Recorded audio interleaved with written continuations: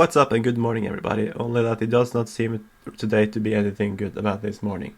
A body was found in the wreckage of a building in Minneapolis that was burned down, not to the ground, but severely damaged by burning in the opening days of the George Floyd protests. And so the body of a dead guy has been found there at Maxit Pawn in Minneapolis. Now this is just not something that can be easily ignored. It has been covered by many major papers. You have even CNN has made a story about it, and so has the New York Times. So this is not something that people can just look away from.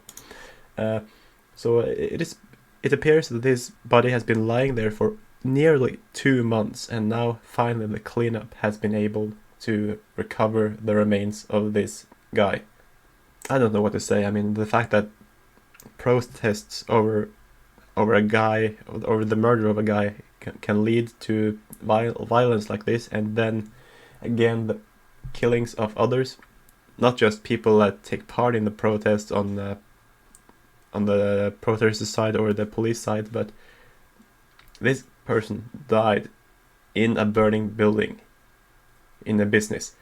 And yeah, one thing is the fact that this has claimed the livelihood of so many small business owners, not only in Minneapolis, but especially in Minneapolis, but also the lives of people all across the country. And now, an especially ugly case with this person's body having been found in Minneapolis in this burnt out building.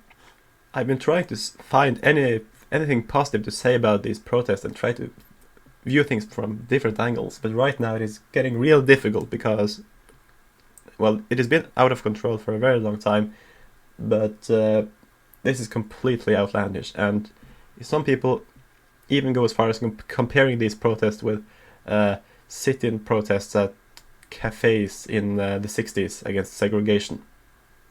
It is not the same. It is not near the same. The amount of violence, including violence upon civilians, upon innocent people, that has been in these protests, it's completely ludicrous that this is happening in a civilized Western nation, and this is worse than Europe. Believe me, it is. In many cases. Usually Europe has many worse examples than in the United States, but right now they don't. Also, in other news, I would like to make an update on the Senate elections, which of course I have not done in a while. Of course, most of you have probably seen the latest news. Most importantly, in Alabama, Tommy Tuberville defeated Jeff Sessions in that primary, and is going to meet Doug Jones in November and probably defeat him. This is not something I was too pleased about. Like most Republican senators, I was sort of hoping for Jeff Sessions because he has a proven record. Tuberville is quite new in the political stage and has not proven himself to be strong on his values. Also, in Texas, MJ Hager is going to meet John Cornyn. It is not going to be very competitive. John Cornyn is going to win that quite handily, even though he is representing a state that more and more people seem to believe is in play in 2020. He is quite popular, just like the governor there, Greg Abbott, so that's probably not going to be a big problem for him.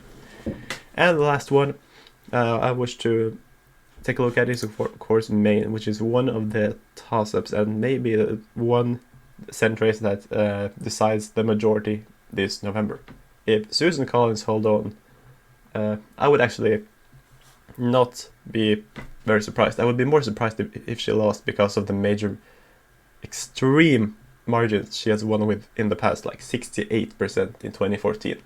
But it will be exciting to see, and if people hold on until election day, with Trump's falling popularity, it might be a good thing that she is not campaigning for him and against Biden, and that she has managed to remain a moderate despite some votes that has been unpopular among liberals, like Kavanaugh, like impeachment. But it's probably not going to be a big deal. Anyway, that's it from me today.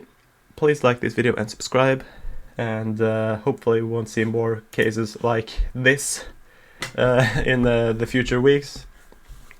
So have a nice day, and I'll see you soon.